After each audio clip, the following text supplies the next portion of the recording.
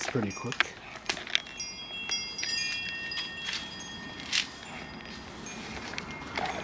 In the box it looks like we have some gloves, a clamp. It's probably a good idea. I didn't order any clamps. And construction doesn't seem half bad. It does look a bit cheap though, but it was cheap. And we're only going to be doing 4-ish cuts on this. It's probably more than enough for what I'm buying it for.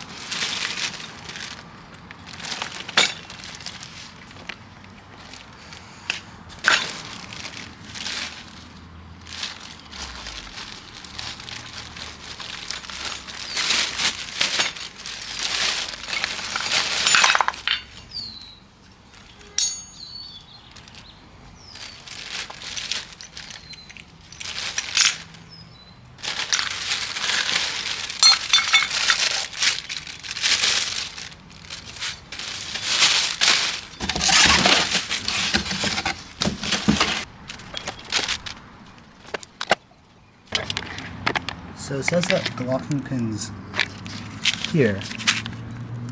Where is that though? Let me remove this. Is that the locking? I don't know, that's not the locking pin. Where's the locking pin?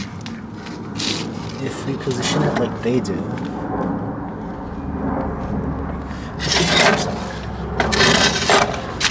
I think it might be this thing. Yeah, it might be this. That might be the locking pin. So if we move the handle down, we can probably release that.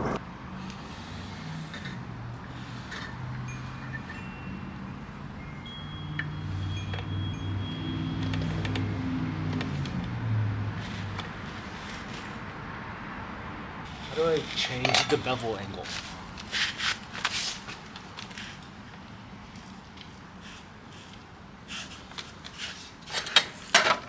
Oh, here.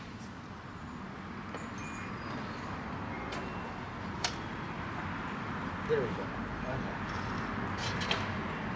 I think that's 0. Just tighten that right. And then obviously we need to change this because otherwise we're still cutting at a slant.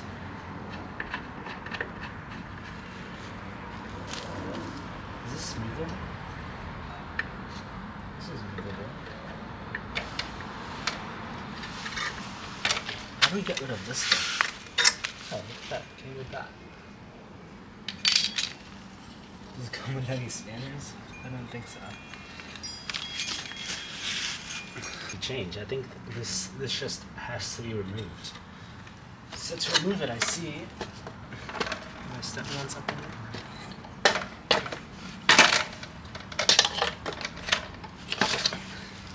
I'm thinking that these bolts over here need to be removed. These ones. In order for me to... This makes no sense to me. In case of direct angle cutting, use the subfence. Wish they had better pictures. No, that's too far. Sit plate. What? Why is there already a trial run? I haven't installed the subplate yet.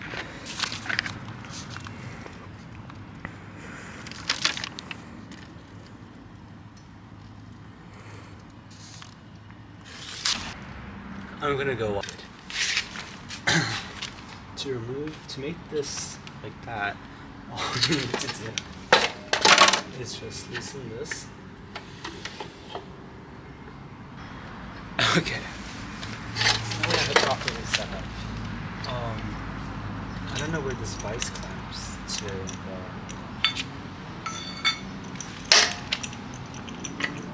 I'm very confused where this clamps to.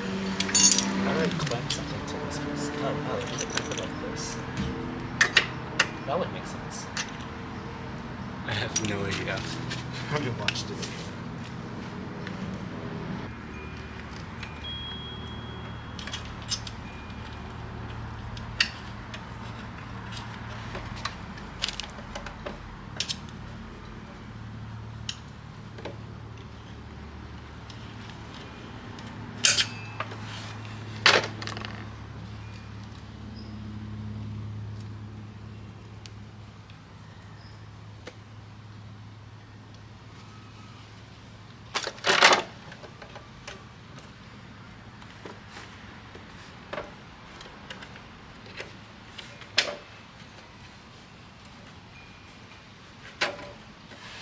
Actually, that's just going to be catching aluminum shards, because that's all we're cutting. I don't think it's going to suck up those aluminum shards.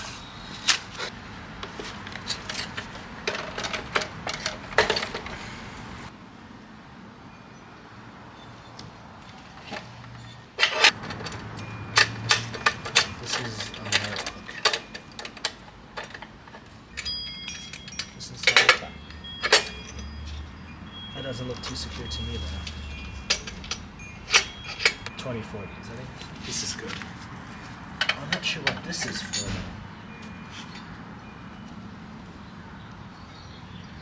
though. Is there a screw?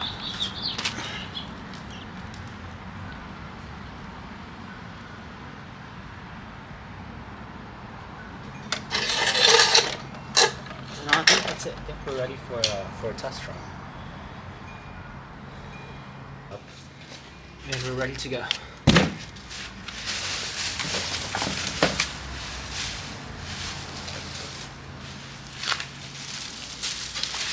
Okay, this piece of cardboard right here.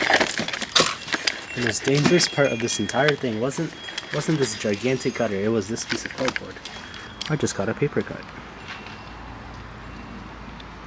Yeah, I'm gonna need a Band-Aid for that.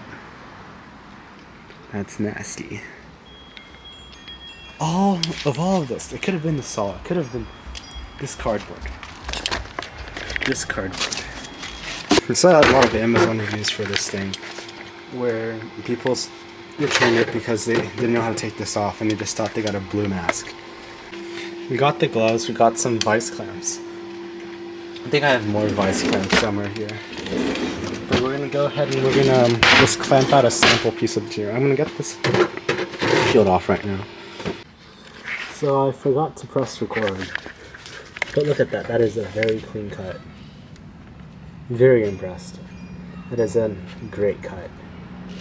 Alright, not bad. Not bad for $119. The dust is everywhere though. So we're going to do some more cuts just to get the hold of this thing and get some more practice with it. So I'm going to move this block forward a bit. That is a very nice finish.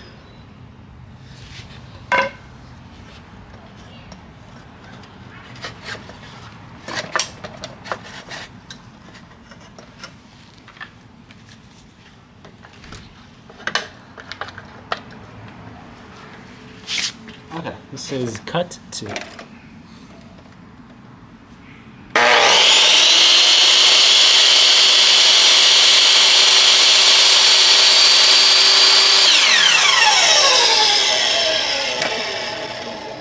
I don't know if you saw, but I think the blade's a little bit loose.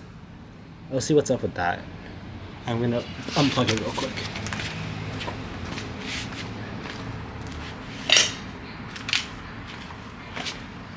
And let's make sure that it's actually unplugged.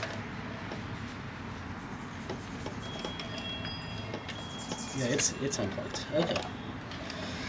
So that we're safe. Let's see if the blade's actually loose.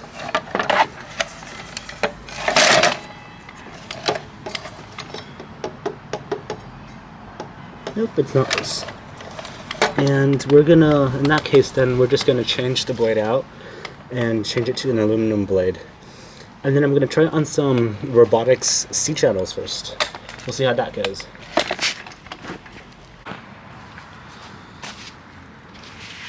So this is the non-ferrous blade. Oh, give me just a minute.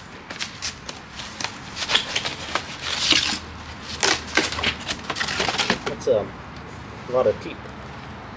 82. And where's the span?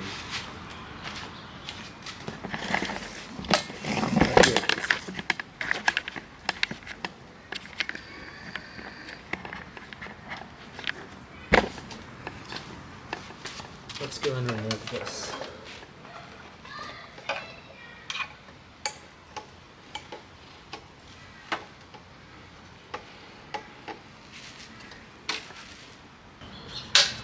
I'm going to go read the manual on how to swap this blade.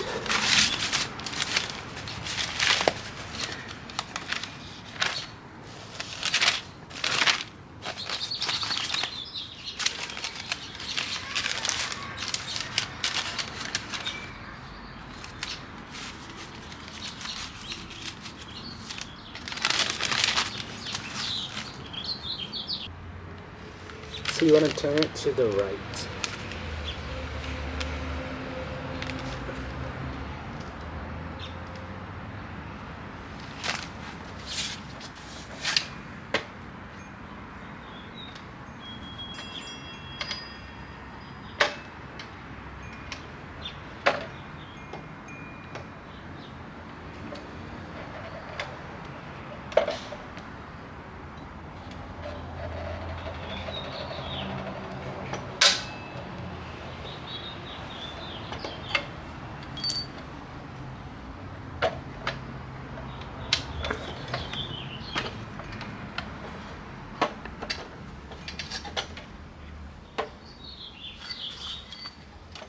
I'm gonna get a better spanner.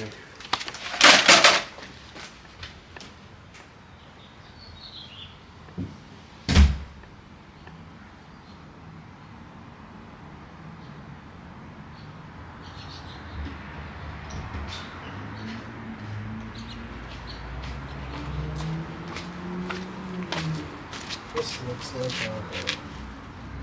oh, it might be the one that I got. That would be great. It might be a 5. Yes, it's literally the only. There we go. Okay, so now we have this loose.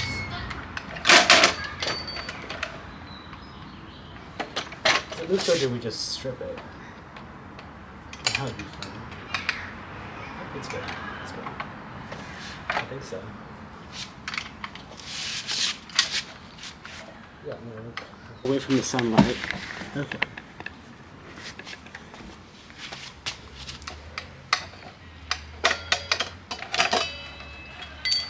This is kind of dangerous. I need to hold this in place better somehow.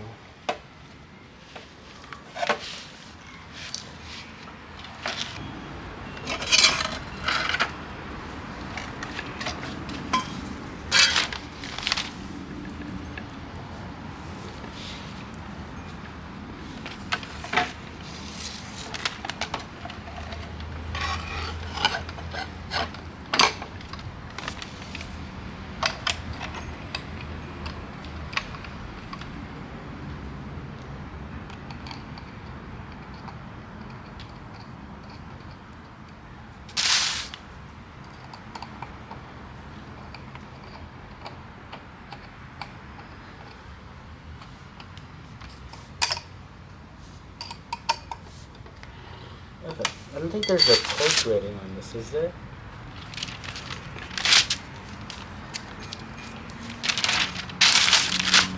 Okay, I'm gonna get a torque rating. This is actually for bikes.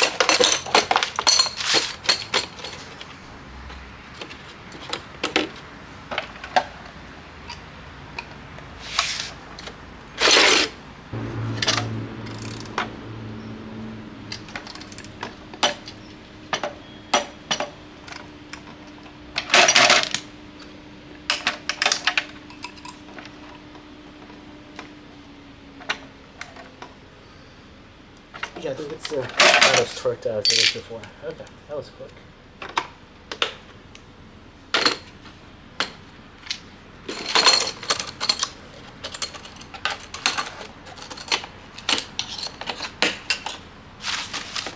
I'm gonna go clean all this up, and then we're gonna start cutting some aluminum.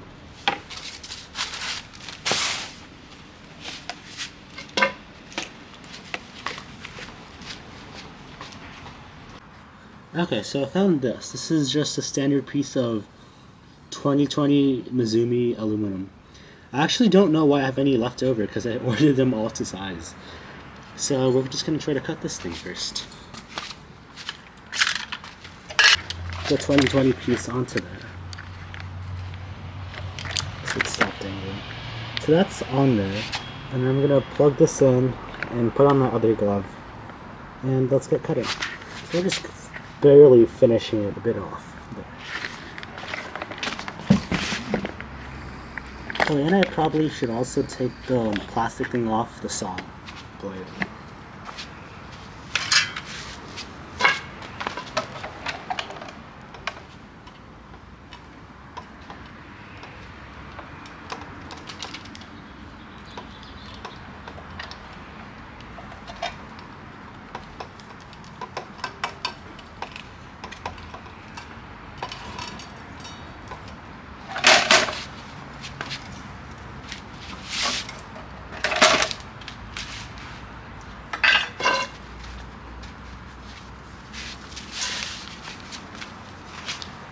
This will be fun because this will probably have some sparks. Okay, let's just make sure the blade isn't loose. Oh, that's pretty good. It sounds different though.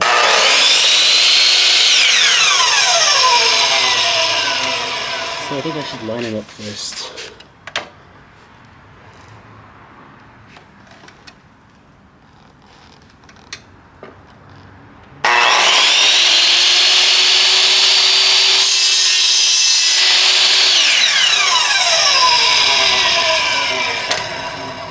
Okay, that was a very loud sound.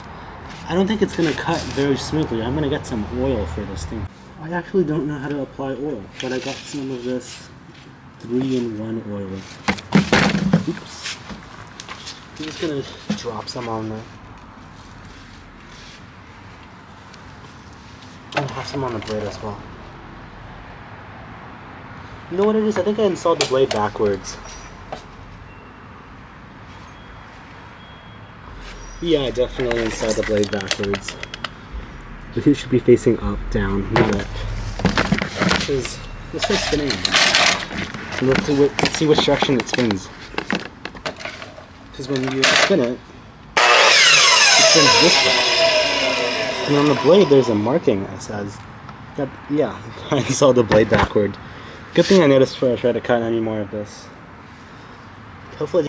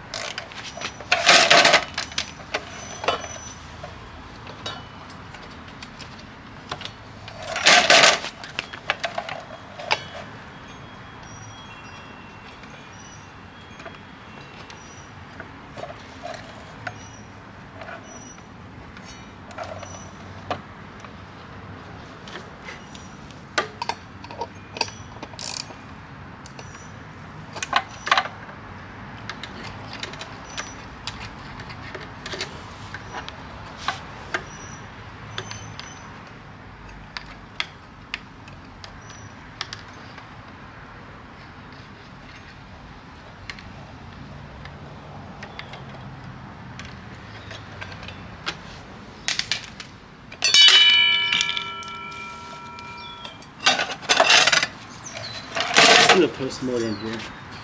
I don't think there's actually too much damage to the side of the blade. Well, we only did go in for one, not even one cut, but good thing I realized something was off there. That could have ended way worse.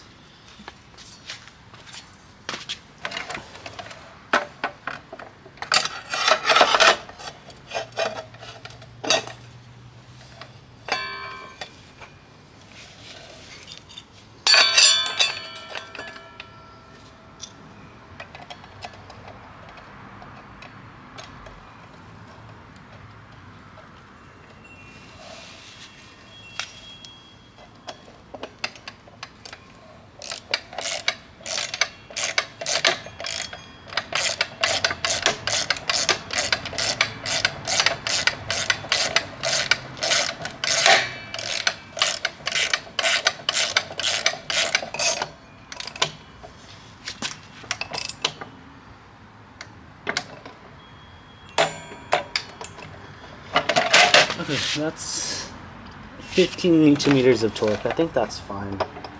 It's pretty solid to me. I'm gonna put the tool away and we can start our second cut.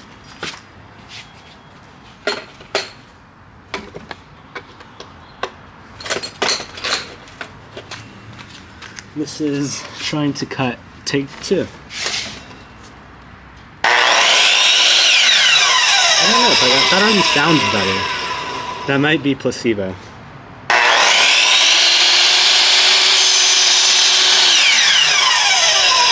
That's definitely a lot better. But I need some better clothes because aluminum sparks are flying everywhere. I don't think I should be... I'm gonna go get an apron or something. Look at that, aluminum sparks are everywhere. All over that box, all over the place. But overall, very promising cut. Ignore the front part because that was the botch cut. But if you look at the second part, it's a very clean cut.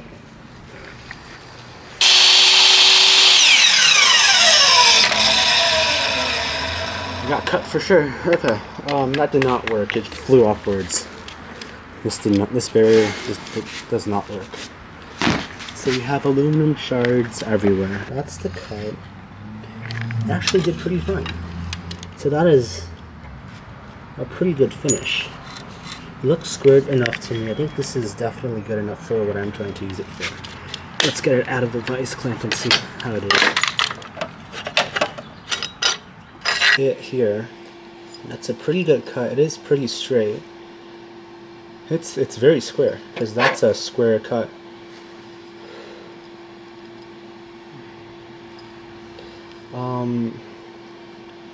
I don't see anything that's immediately off about this. Let's get another C channel, not C channel, over here. That mates pretty well. I think there's only one edge that's bad. This one, that's because that's the one that I initially started the cut with. But I think this should mate well. It's not the best cut. I could finish it more. You know what it is? I don't think I clamped the second piece down enough, and that's what's causing this problem.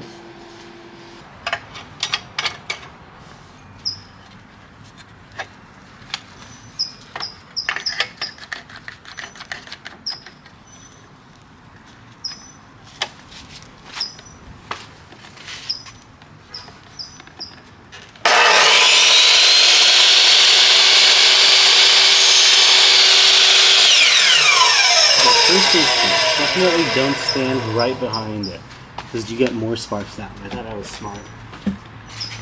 So back to the fun of it we are.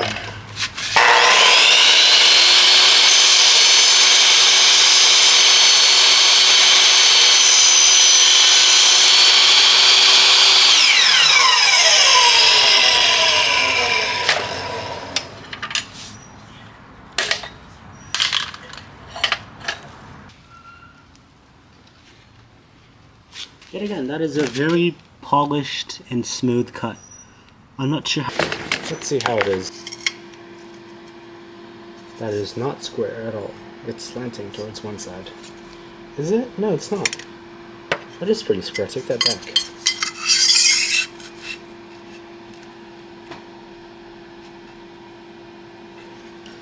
It's good enough for our purposes. No, that's square.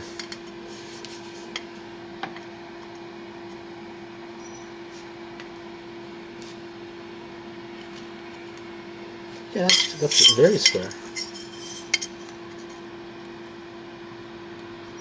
Oh, I see. It might be like half a degree, like a quarter of a degree off.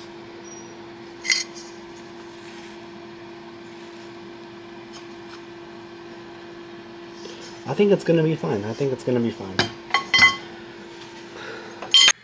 Okay, so I got it out of the closet now, and it's actually in pretty good shape. So here's the main frame. Obviously, I have these corner reinforcements and brackets on every single corner. I think these are actually printed.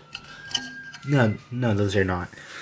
Something that's grown on me recently, well not recently, in the past 2-ish years, is that I don't really like the color of this anodized black aluminum. It looks cheap.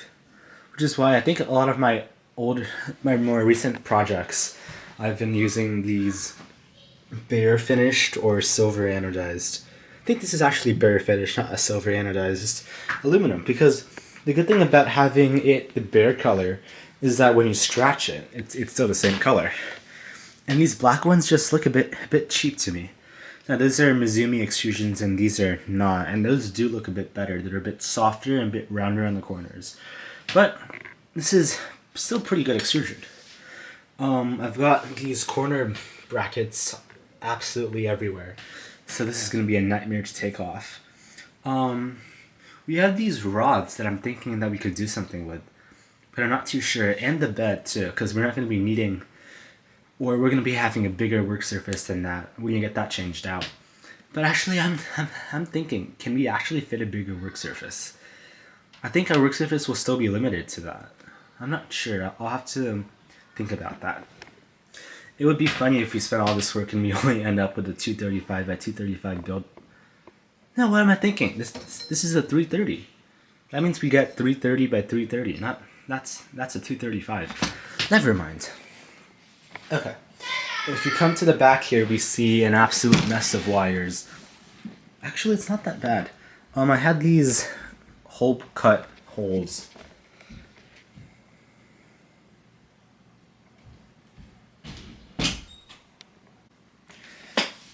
Okay, here are the electronics. I think I'm gonna keep this one, or I could switch to the mellow one that has Duet's Wi-Fi interface on board. This is BIQ Ender 3 Turbo is what it's called, not Pro. It's basically, it has one more TMC driver for dual Z-axis, and I'm using that to have dual Z-axis on these two motors over here.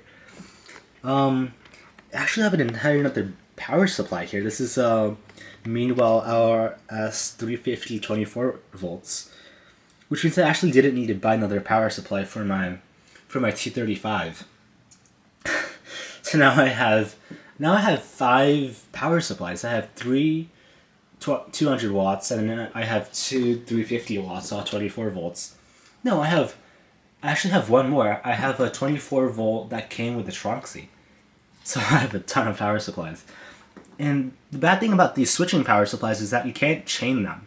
Like, you can't combine to like 350 watts to get 700 watts of output. Those don't chain well. You have to get the slim version, which has a different power architecture. The fanless one, which I currently have on my 235, that one does support chaining. It's something to do with the rectifiers or something. I could be totally off here. Something to do with the power circuit. That's all I know. We have the orbiter extruder. Why do I have 2? Because this one also has one.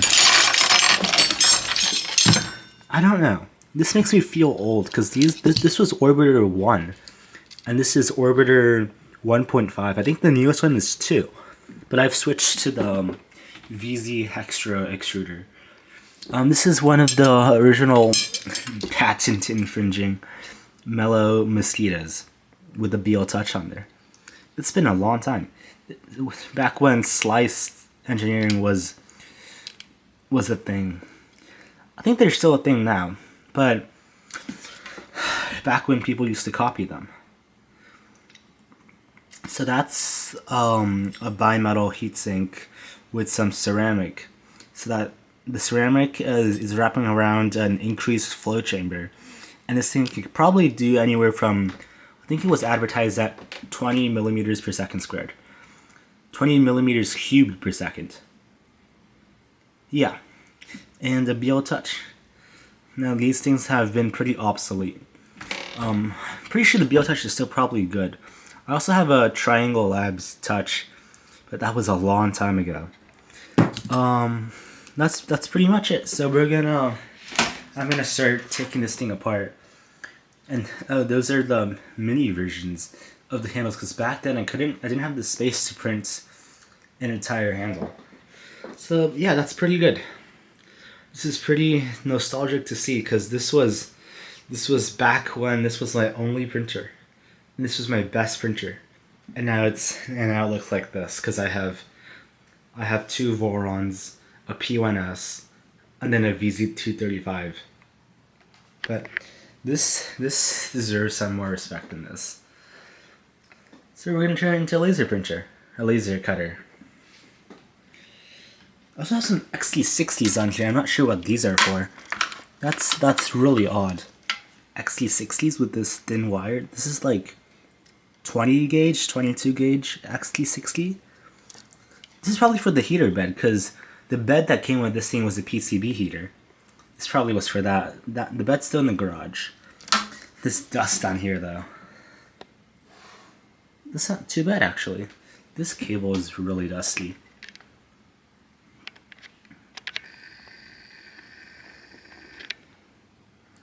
Yeah, that's dusty. That's glued in. This was the BL touch port. I used to get a lot of requests helping people on their 4.2.7 Creality boards configuring the BL touch on those ports. My go-to was just to use the ZN stop port for the BL touch. And that was a long time ago again. This was I've been doing this for nearly half a decade and a bit more. Back before Bamboo Lab owned the entire industry. We had this. This is glorious. Okay, I'm gonna stop reminiscing and I'm gonna strip these out. It's in pretty good shape. I think it's mainly because of the way these are bolted on. Those are solid. Oh, and I had to use I think someone's mod to add 8mm because the standard VZ330 had 10mm rods, but I didn't want to go buy 10mm rods because I ended up buying the LMU 8mm anyways. So I just didn't want to buy the rods because I think it was hard to get the rods shipped over here or something like that. The thing about larger format printers is that everything's larger. So everything's more expensive and everything's harder to ship. Especially the beds. The beds are insane. Like $200 or $300 for a piece of cast aluminum. Something like that. Cast steel, I think it was the Mandela Rosework beds. I actually have a sticker from them. Mandela Roseworks. I bought a bed from them for the VZ235. Oh, and I bought the VzBot 235 panels from them. That's it. And this is made of wood. So we're gonna have to change that for the laser build because that's gonna burn. Not a bad printer. Great printer. Okay, this is something pretty funny. These two holes in the middle aren't for joining them to the rest of the frame. They're for, I drilled these holes so that I could put a screw through them all the way through the work surface to prevent vibrations. I'm not sure how this affected the structure resonance of the entire gantry, but the C-channel does look slightly bent to me, and I think that might just be because I drilled them. I drilled these holes while the printer was built, so I might have torqued the C-channel a bit. It might be a bit bent, but just something to think about.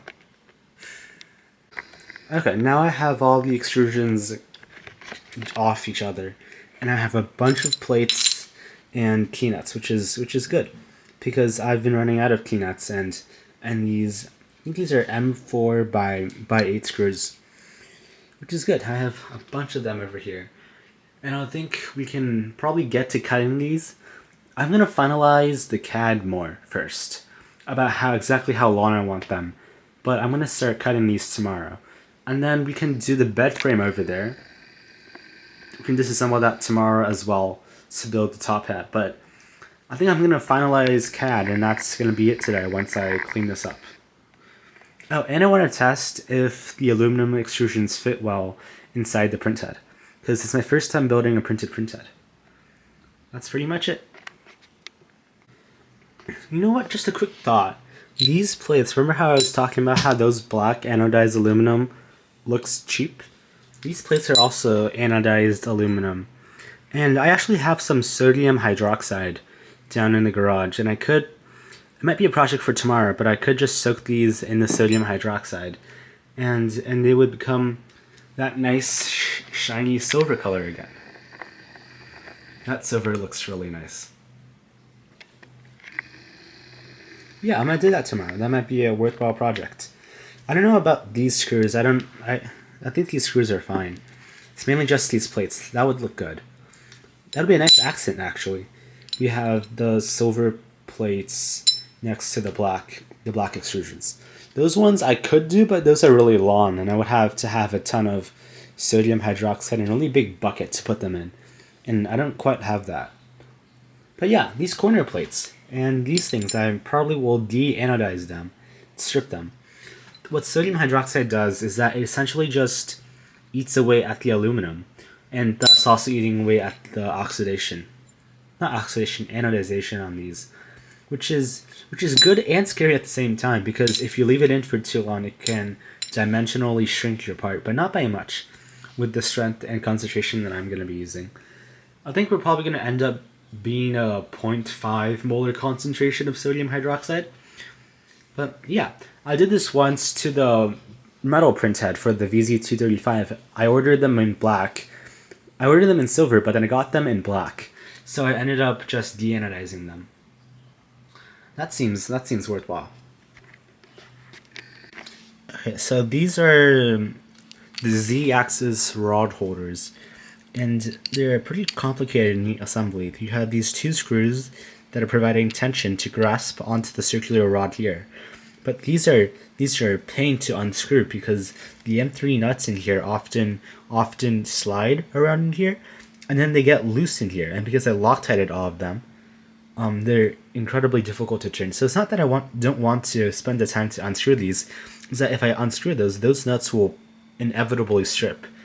So for these ones, I'm thinking I'm only gonna take the M4 screws off, because I have literally buckets full of M3 screws already. And, well, they're Loctited down. Thank you for their service. Okay, so I found this thing, and if you see inside there's a ball bearing inside that motor, and this is on a flex coupler. So what that ball bearing does is that it allows the threaded rod, to rotate in multiple directions without being constrained by the motor. And this was back in a time where printers had a lot of Z banding, and still do.